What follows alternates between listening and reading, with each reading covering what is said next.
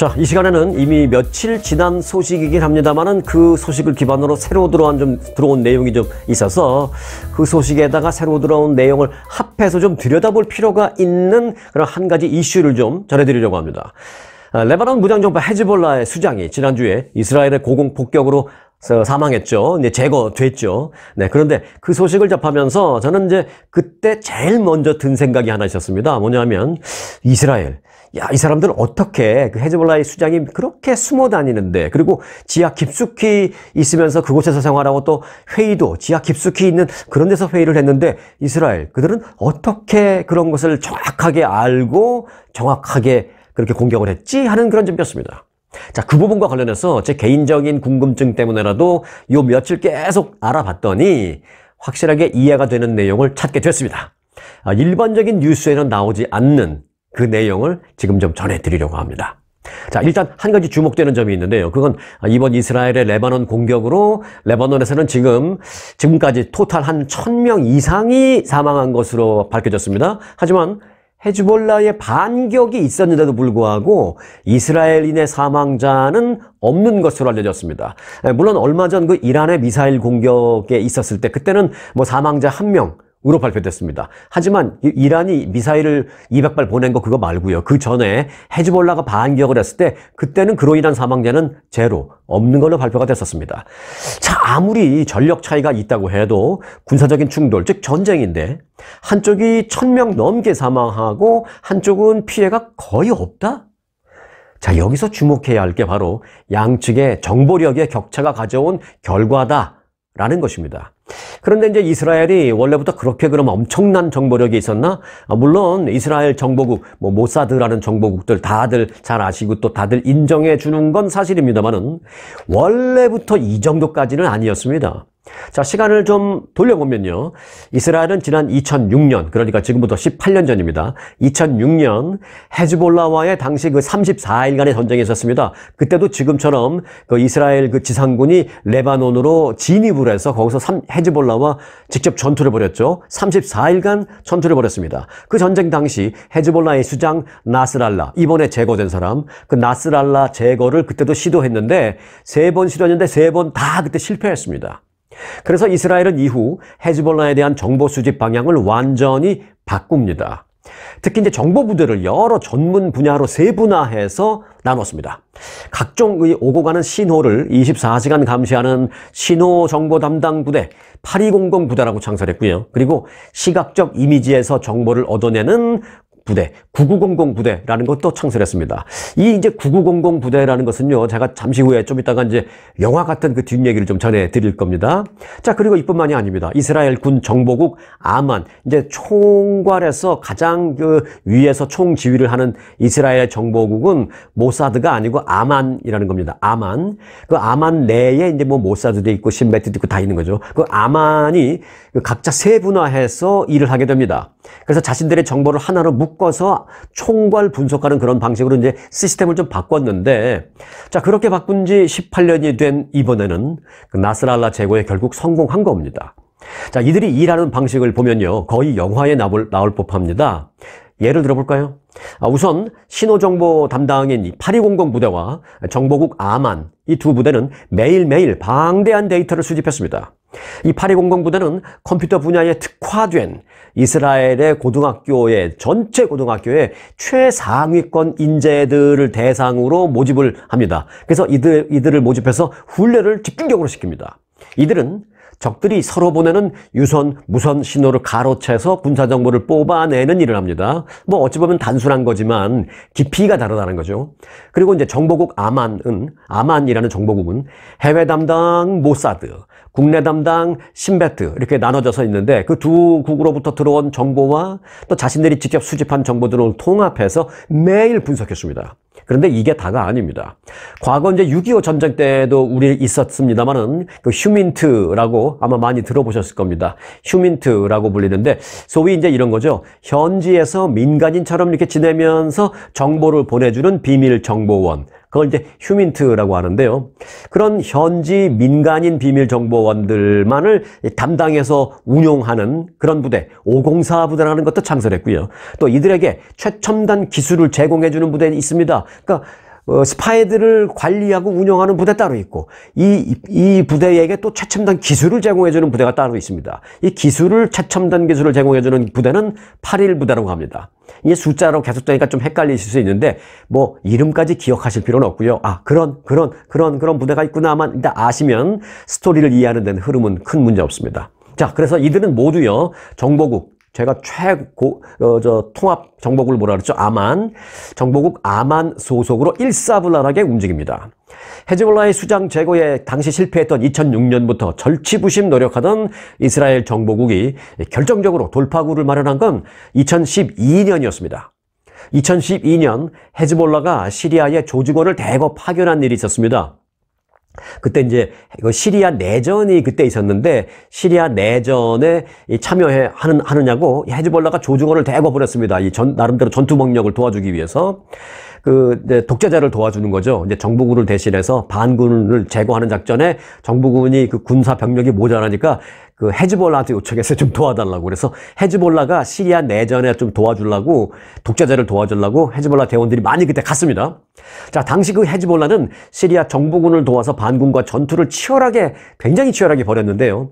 이때 헤즈볼라 대원들이 전투를 너무 치열하게 벌이느라 헤즈볼라 독재자가 운영하는 그 정보기관과 수없이 정보를 공유했습니다. 이전부터 이들을 계속 감시하던 이스라엘 정보기관에게는 이때 뜻밖의 횡재가 만들어지게 됩니다. 당시 많은 정보가 숱하게 걸려 들어왔기 때문입니다. 전투를 벌이느라 헤즈볼라 대원들은 무슨 도청이나 어떤 감시 같은 것을 신경 쓸 상황이 아니었기 때문에 이스라엘은 이때 기회를 놓치지 않고 수많은 정보를 쓸어 담을 수 있었다고 합니다. 2012년에. 이뿐만이 아닙니다. 웬만한 장례식에는 좀처럼 모습을 드러내지 않는 헤즈볼라의 최고위 지도자급들 인사들도 순교자의 장례식에는 꼭 참석한다라는 것을 알아낸 뒤에 순교자 장례식을 알리는 부고만 떴다 하면 인력을 총동원해서 그들의 모습을 사진에 담았습니다. 현지 정보원들이 이렇게 길을 가다가, 그러니까 현지 정보원들, 그러니까 이스라엘을 도와주는 현지의 정보원들, 그 사람들이 이제 레바논이든 뭐 어디든지 이렇게 길을 가다가 순교자 장례식 홍보가 아니죠. 광고. 순교자 장례식 광고가 벽에 이렇게 딱 붙어져 있는 걸 보면 그걸 이스라엘에게 살짝 사진 찍어서 보내주고 뭐 이렇게 알려줬습니다. 그리고 그들이 장례식 참석을 위해서 헤즈볼라 대원들이 또는 헤즈볼라 최고 고위 인사들이 장례식 참석을 위해서 공유하면 그 SNS 계정도 해킹했습니다. 물론 최첨단 기술도 빠질 수가 없습니다.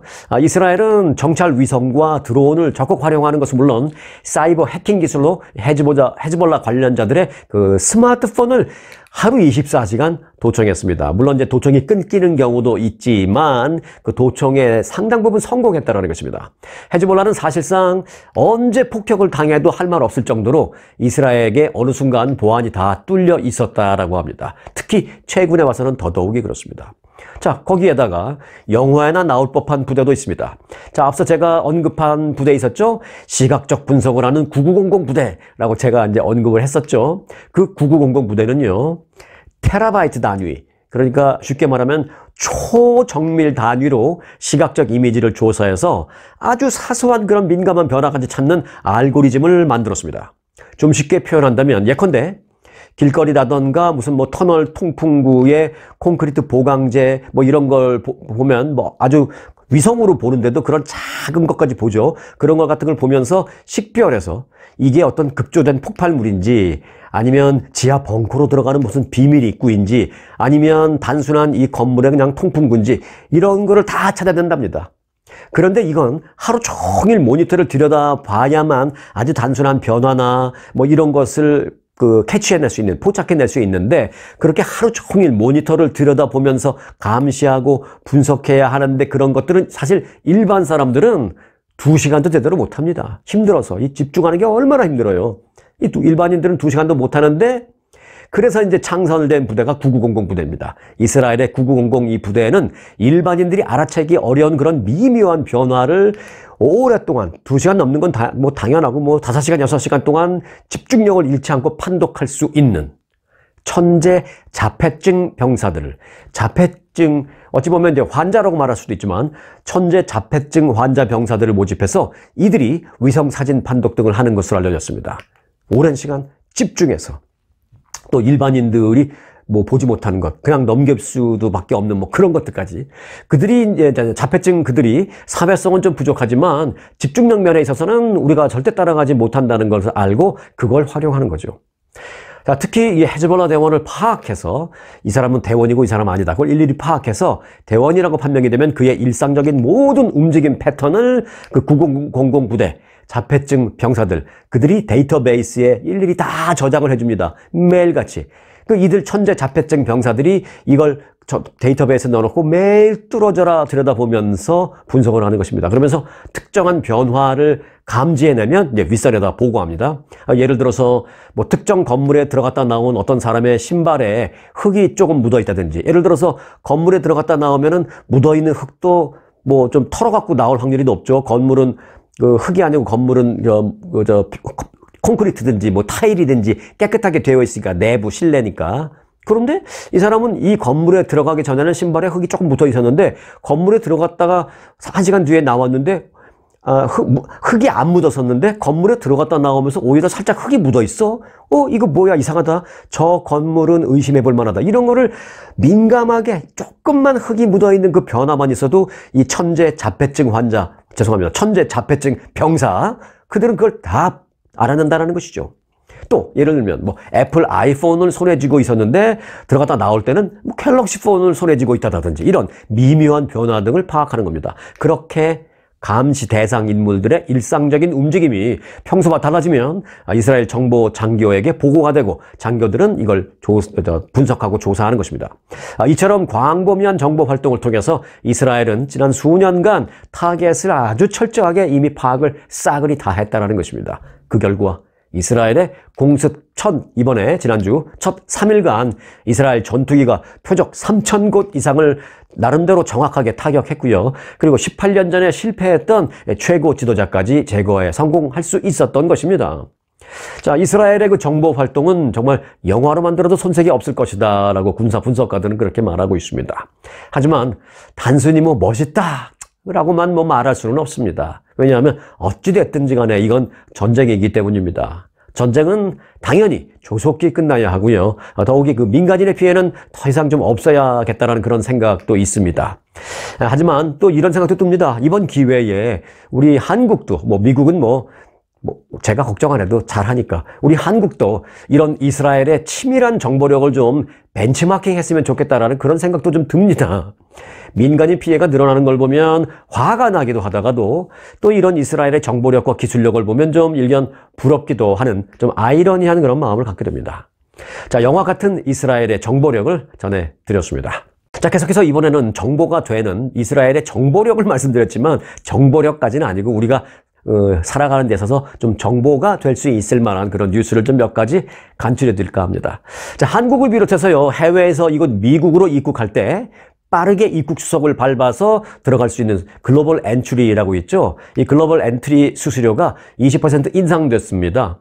연방세관은 10월 1일부터 이미 며칠 지났죠? 글로벌 엔트리 수수료를 $100에서 $120로 인상했다라고 발표했습니다. 또한 이제 이전에 글로벌 엔트리의 가격이 신청자의 연령이나 어떤 특정 조건에 따라서 뭐 할인을 해주기도 했고요. 어떤 경우에는 면제해주기도 했고 그랬던 것을 이제는 그런 거 없다라고 하면서 모든 신청자가 면제, 할인 이런 거 없이 다 똑같이 동일한 요금 120%를 싹 다 내야 한다. 이렇게 변경됐습니다. 또한 미국과 캐나다 간의 여행을 더 쉽게 만들기 위해서 만들어진 미국 캐나다 공동 프로그램 있죠. 그 넥서스. 이것도 이제 일종의 패스트 통과하는 건데 이 넥서스 신청 비용도 기존에 $50였는데 이번에 $120로 2배 넘게 인상했습니다. 연방세관 국경보호국이 시행하는 글로벌 엔트리는 잘 아시다시피 이제 이거죠. 국제 항공기를 타고 공항에 내린 그런 사람들의 어떤 빠른 입국 수속을 위해서 비행기 타기 전에 사전에 그쪽 나라에서 미국 입국을 승인을 다 받아갖고 들어오는 그런 프로그램입니다. 글로벌 엔트리 프로그램 가입자들은 미국 입국 심사 시에 심사관과 직접 만나서 여권에 도장받고 미국을 떠나서 어디에 있었습니까? 뭐 한국 갔다 왔다 그러면 한국에서 며칠 있었습니까? 거기선 뭐 했습니까? 또 예를 들어서 영주권자 같은 경우에는 또 너무 늦게 오면 이렇게 오랫동안 미국에 안 들어오고 한국에 그렇게 오래 살 거면 영주권 뭐하러 땄습니까? 뭐 별소리 다 하잖아요. 그런 일반 심사를 받는 게 아닌 그냥 별도의 패스트 라인에서 그냥 쭉 가버리면 됩니다. 어떻게 가냐? 거기 이제 기계가 있는데 그 기계에 여권 스캔하고 또는 영주권 스캔하고 또 뭐 비자 뭐 이런 걸 그냥 찍찍찍 스캔하고 지문 한번 내가 등록한 지문과 지금 나의 지문이 맞는지만 딱 확인한 후에 오케이 뜨면 바로 그냥 나가버리면 됩니다. 그러니까 나가는 게 아니죠. 바로 그냥 미국으로 들어와 버리면 되는 것입니다. 통과하는데 시간을 훨씬 더 절약할 수 있다라는 그 패스트 엔트리, 글로벌 엔트리 가격이 많이 올랐습니다. 조건도 좀 까다로워졌고요. 자, LA 한인타운에서는 최근에 일명 사무장병원 단속이 대대적으로 벌어지고 있습니다.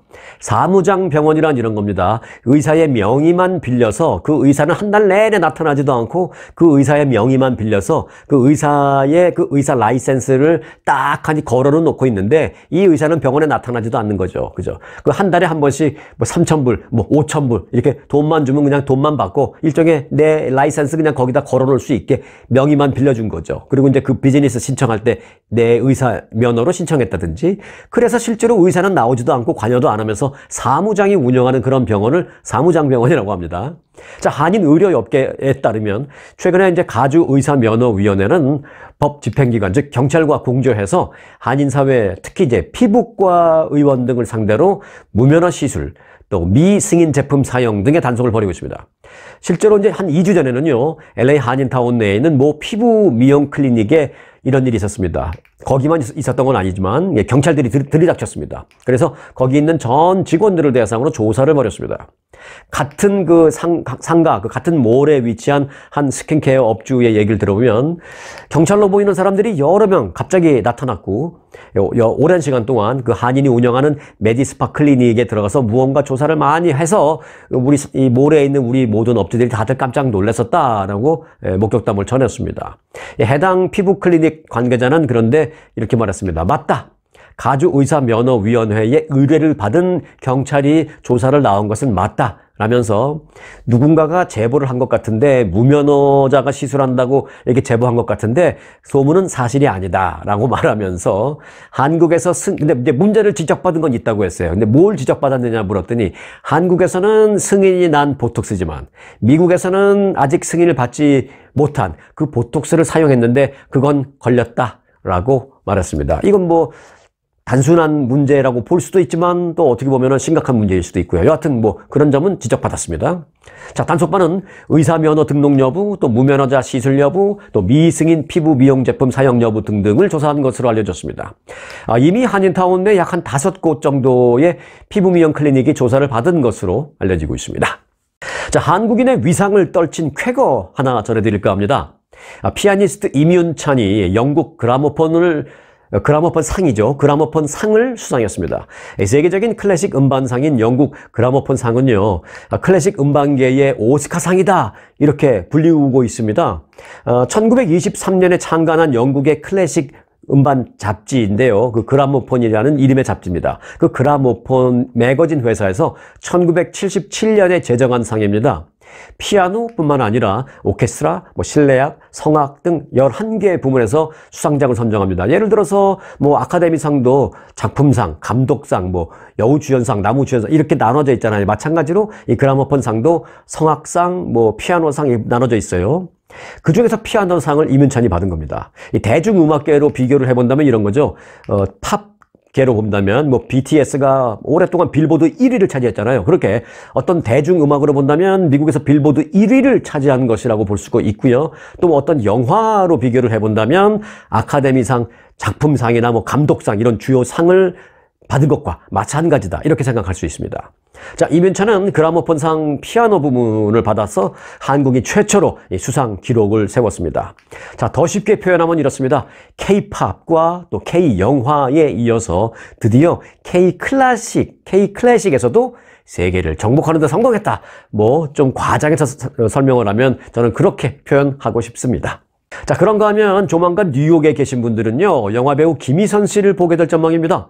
영화관이 아니라 미술작품 전시회장에서요. 영화배우 김희선이 컨텐트 디렉터로 변신해서 뉴욕에서 한국 현대미술가들의 작품을 소개합니다. H아트라는 회사는요, 아름다운 선물 컬렉션 in 뉴욕이라는 전시회를 오는 10일부터 다음 달 23일까지 뉴욕 AP 스페이스에서 개최한다고 밝혔습니다. 이번 전시회는 H아트가 작년 9월 여의도에서 연 전시회가 있었어요. 더 현대 서울, 여의도 더 현대 서울에서 열었던 전시, 아름다운 선물이라는 전시회를 뉴욕으로 옮긴 것입니다. 그래서 똑같은 작품을 이제 전시하는데, 영화배우 김희선 씨는 이번 전시의 콘텐츠 디렉터를 맡아서 뉴욕에서 작가들의 작품을 소개할 예정이라고 합니다. 김희선 씨는 중앙대학교 연극영화과를 나왔는데요, 혼자 열심히 공부하고 노력하고 그래서 작품 디렉터, 콘텐츠 디렉터라는 자격을 받아서 이번에 뉴욕에서도 자신의 그 능력을 발휘할 전망입니다. 자, 올해 81살의 시니어 모델 최순화 씨 얘기를 해드리면서 오늘 영상 마치려고 하는데요. 81살, 80일. 역대 최고령으로 미스 유니버스 코리아에 참가해서 화제를 낳고 있습니다. 또 이 내용을요, 미국의 CNN이 취재해서 크게 보도하면서 미국에서도 그분은 화제가 됐습니다. CNN은 서울에서 미스 유니버스 대회에 출전한 올해 81세의 최고령 참가자가 있다라는 제목으로 최순화 씨의 사연을 조명했습니다. 미스 유니버스는 수십 년간 출전자의 자격 연령을 두었죠. 제한을 두었죠. 18세에서 28세 미만 이렇게 제한을 뒀는데, 임산부나 또 뭐 기혼자, 결혼한 적이 있던 사람, 또 이런 사람들까지도 출전 못하게 금지하는 제한이 있었습니다. 그런데 최근 얼마 전부터 이를 두고 시대착오적이다라는 비판이 나오면서 해당 규정이 모두 삭제됐습니다. 뭐 결혼한 경험이 있어도 되고 이혼했어도 되고 임산부도 나올 수 있고 28세 아니라 48세, 58세, 78세가 넘어도 나올 수 있고 싹 다 제한을 없앤 겁니다. 이에 따라서 올해 81세인 최순화 씨도 출전이 가능해진 겁니다. 최 씨는 엊그제 미스 유니버스 코리아 본선 대회에 도전을 했습니다. 본선 우승자는 한국을 대표해서 오는 11월 멕시코에서 열리는 세계 대회에 출전자로 나가게 됩니다. 이분이 뭐 세계 대회에 출전자로 나가기로 최종 확정은 되지 않았습니다만은 지금 뭐 일단 한국에서 본선 대회에 나온 자체만으로도 미국에서 지금 화제가 되고 있는 것입니다. 최순화 씨는 자신보다 2배 넘는 그러니까 일반적인 그 경쟁자들보다 2배 넘는 그런 나이죠. 최순화 씨의 나이는. 최 씨는 CNN과의 그 전화 인터뷰까지 했습니다. 거기서 뭐라 그랬냐면, 나는 세상을 놀라게 하고 싶습니다 라고 말해서 그 인터뷰를 한 CNN 질문자를 이미 인터뷰 그 순간 이미 놀래게 만들었습니다. 최순화 씨는 이미 한국 패션계에서는 유명한 사람입니다. 당초 이 경제적으로 어려운 사정 때문에 그 일을 그만두는 걸 포기하고 계속 일을 하면서 50대 후반이 될 때까지 병원에서 간병인으로 일을 했습니다. 그러던 중에 자기가 돌보던 그 환자가 아유 선생님이라고 했는지 뭐 최 여사님이라고 했는지 모르겠어요. 최 여사님 모델 해보시는 거 어때요? 80이 다 돼가시는데 이렇게 아름다우신데 하면서 모델 제의를 했다고 합니다. 그래서 그때 이 최순화 씨는 아유 무슨 얘기를 하십니까? 말도 안 되는 얘기 하지 마세요 라고 했지만, 가만히 혼자 생각해 보니까 오래전 젊었을 때 모델이 꿈이었다라는 자신의 생각이 났고요. 그래서 뭐 나이를 개의치 말고 한번 해봐야 되겠다라고 생각을 했다고 합니다. 이에 그는 72세 나이에 모델 활동을 드디어 시작합니다. 최 씨는 당시 72세의 나이에 모델 학원에 등록해서 학원에 다니면서 손잡벌 되는 사람들과 수업을 같이 듣고, 근무 시간 또 이 간병인 일을 하면서도 틈틈이 병원 복도에서 이 워킹 연습도 했다고 합니다. 이후에 2017년에 모델 에이전시와 드디어 꿈에 그리던 계약을 맺습니다. 2017년에. 그리고 이제 그 다음에 2018년에 서울 패션 위크에 정식으로 데뷔를 했습니다. 그때는 81세가 아니죠. 74세였습니다. 그때 74세의 나이로 워킹을 한 겁니다. 패션쇼에 나간 거예요. 이후에도 이제 최순화 씨는 패션 잡지의 모델로도 나가고, 또 심지어 한국에서는 맥주 광고에 등장하기도 합니다. 그래서 얼굴을 많이 알려서 한국에서는 많이 알고 계십니다. 최순화 씨는 내 아들은 나를 아주 자랑스러워하고 있습니다. 그리고 어떤 결과가 나오든지 결과에 상관없이 어머님 즐기세요 라고 말해주고 있다라면, 최근에는 손주들까지도 할머니 대단해, 할머니 화이팅 이라면서 응원을 해주고 있다며 정말 자랑스럽다, 하루하루가 너무 즐겁다 라고 말했습니다. 자, 우리는 흔히 나이는 숫자에 불과해 라고 말은 그렇게 하죠. 네, 그렇게 말을 하지만 정말 최순화 씨가 숫자에 불과하다. 나이는 숫자에 불과하다라는 것을 보여준 셈입니다. 자, 숫자에 불과한 이 나이에 얽매이지 마시고요. 이번 주말도 긍정적이고 즐겁게 지내시길 바라겠습니다. 영상 마칩니다. 대통령상 수상에 빛나는 초특급 아주 투어 모국 관광. 아주 모국 관광의 인기 비결은 전 일정 5성급 호텔의 럭셔리 숙박, 아주만의 27인승 VVIP 버스, 엄선된 맛집들이 선사하는 최고의 식사, 고객들의 표정이 증명하는 아주 단독 모국 관광은 그 누구도 따라할 수 없는 최고 인기 관광입니다. 건강검진도 모국 관광과 함께 하시면 훨씬 더 편리합니다. 모국 관광도 역시 아주 좋은 아주 투어.